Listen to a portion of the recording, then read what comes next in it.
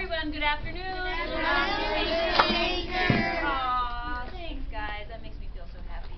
All right, so today you got free books. Yay! Yes. Rick gave us money. Reading is Fundamental gave us money for these books so we could buy them for you. And now they're yours. Don't bring them back. I don't want them back. They're yours. The other thing we're doing this month is celebrating what month? February is what? Valentine's month. Valentine's month. We also celebrate the history of yes? Black History Month or African American History Month. I believe both are okay. We have readers coming in to celebrate that with us. Yes, we have readers coming to read works of fiction and nonfiction and poetry by African American authors, and it's been wonderful. Today we have special guests coming to us from outside our school, Dr. Brown and Dr. Brown. That's easy to remember, right? Yes, it is. This is Dr. Brown, and this is Dr. Brown. And they've come to share some stories and whatever they want with us. So can you warmly welcome Dr. Brown and Dr. Brown? Thank you so much for being here. All right. Glad to be here with you. How are you? Great. Okay, I'm going to be reading just a few pages, and this is a classic autobiography, Anne Moody, and I brought in a second book, and she happens to be a relative of mine who currently now lives in New York City. She grew up in Mississippi, and I have I grew up in Louisiana, Baton Rouge, and yeah, Baton Rouge, the capital city, yes. And in the book, well, throughout the book, if you ever get a chance to read the book, she would talk about how she would go on the Greyhound bus to Baton Rouge or to New Orleans, which is like a second hometown to me, New Orleans. And of course, she was part of the Civil Rights Movement.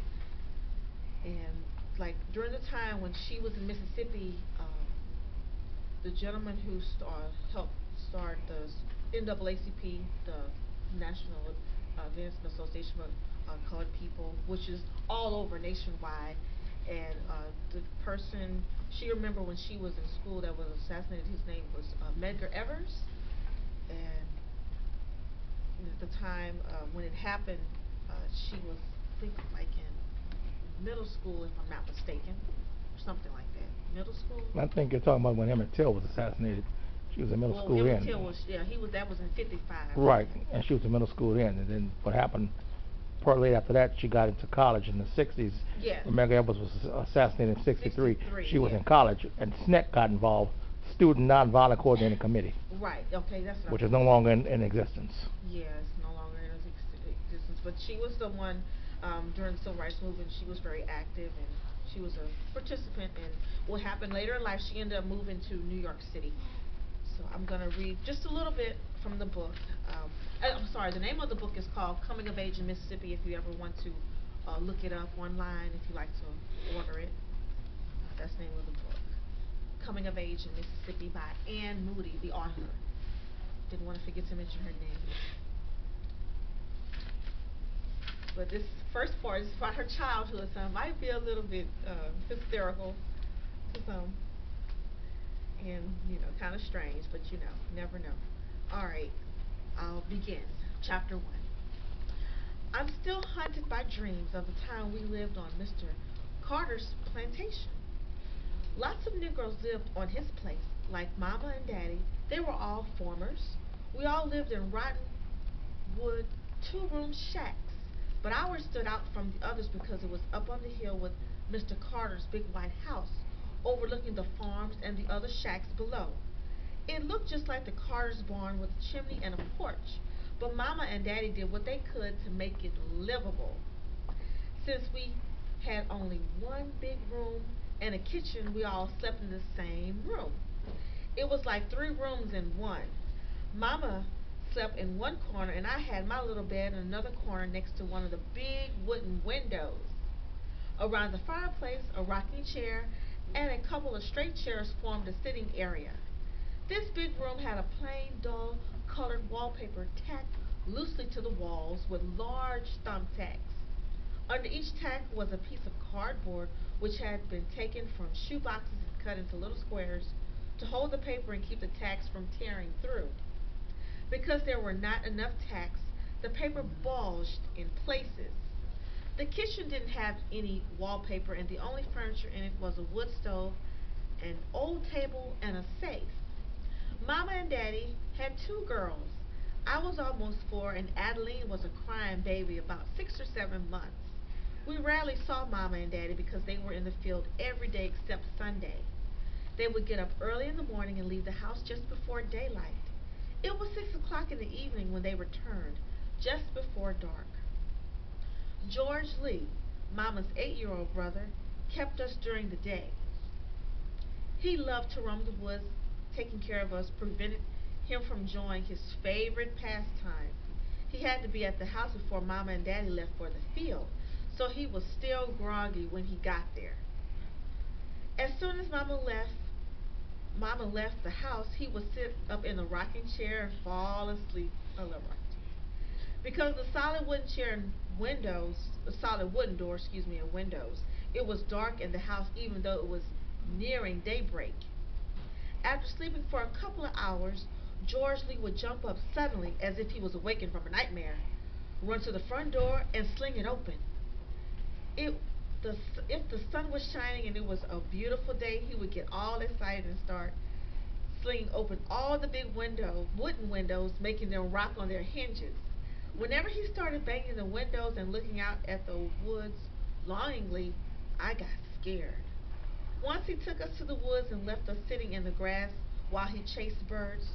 That night, Mama discovered we were full of ticks, so he was forbidden to take us there any more.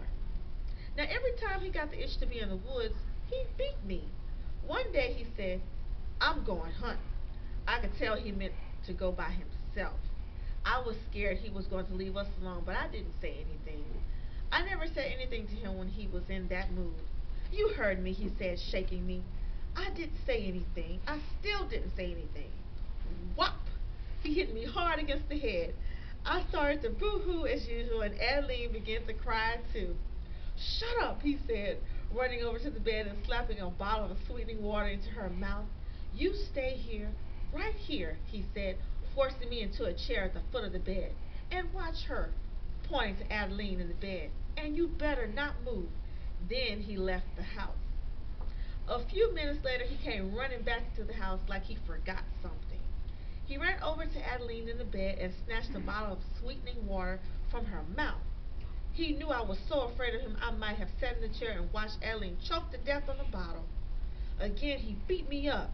Then he carried us on the porch. I was still crying, so he slapped me, knocking me clean off the porch. As I fell, I hit my head on the side of the steps and blood came gushing out. He got some scared and cleaned away all traces of blood. He even tried to push down the big knot that had popped up on my forehead. That evening we sat on the porch waiting, as we did every evening, for Mama to come up to the hill. The electric lights were coming on in Mr. Carter's big white house as all the Negro shacks down in the bottom began to fade with the darkness. Once it was completely dark, the lights in Mr. Carter's house looked even brighter, like a big lighted castle. It seemed like the only house on the whole plantation. Most evenings, after the Negroes had come from the fields, washed and eaten, they would sit on their porches, look up toward Mr. Carter's house and talk. Sometimes as we sat on our porch, Mama told me stories about what was going on in that big house. She would point out all the brightly lit rooms, saying that old Lady Carter was baking tea cakes in the kitchen, Mrs. Carter was reading in the living room, and the children were studying upstairs. And Mr. Carter was sitting up counting all the money he made off Negroes. I was sitting there thinking about old Lady Carter's tea cakes when I heard Mama's voice, "Essie Mae, Essie Mae." Suddenly I remembered the knot on my head, and I jumped off the porch and ran toward her. She was now running up the hill with her hoe in one hand, which is like a long plow people use on the farm. Okay, I didn't want to use that word, but that was the book. In one hand and straw hat in the other. Unlike the other farm hands who came up the hill dragging their, I'll say a plow, behind them, puffing and blowing, which is a better word. Mama usually ran all the way up the hill laughing and singing. When I got within a few feet of her, I started crying and pointing to the big swollen wound on my forehead. She reached out for me. I could see she was feeling too good to be George Lee, so I ran right past her and headed for Daddy, who was pumping up the hill with the rest of the field hands. I was still crying when he reached down and swept me up against his broad, sweaty chest. He didn't say anything about the wound, but I could tell he was angry, so I cried even harder. He waved good night to all the others as they cut across the hill towards their shacks. As we approached the porch, Daddy spotted George Lee headed down the hill for home. "Come here, boy," Daddy shouted, but George Lee kept walking. "Hey, boy, didn't you hear me call you? If you don't get up the hill, I'll beat the daylights out of you." Trembling, George Lee slowly made his way back up the hill. "What happened to Essie Mae here? What happened?" Daddy demanded. She fell off the porch and hit her head on a step," George Lee mumbled. "Where were you when she fell?" I was putting a diaper on Adeline. If anything help, if anything else happens to one of those chaps, I'm gonna try my best to kill you. Get yourself on home before I." The next morning, George Lee didn't show up. Mama and Daddy waited for him a long time.